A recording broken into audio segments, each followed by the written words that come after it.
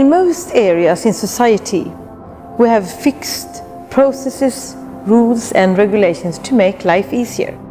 There is one area, however, where most companies and organizations tend to reinvent the wheel very often: the area of meetings. It seems like meeting participants should just know the rules, and moreover, we take it for granted. Imagine if we do the same with traffic rules. The Chadberg Model offers you a standard meeting traffic rules, if you like, for a general orientation around meetings and meeting content. The model consists of 5 parts in a circular diagram.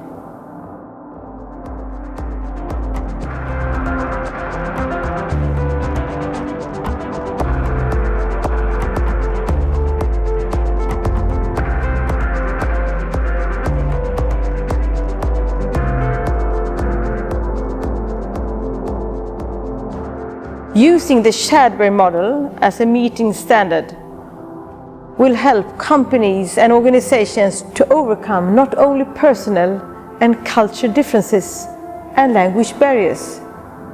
It will also enhance gender equality.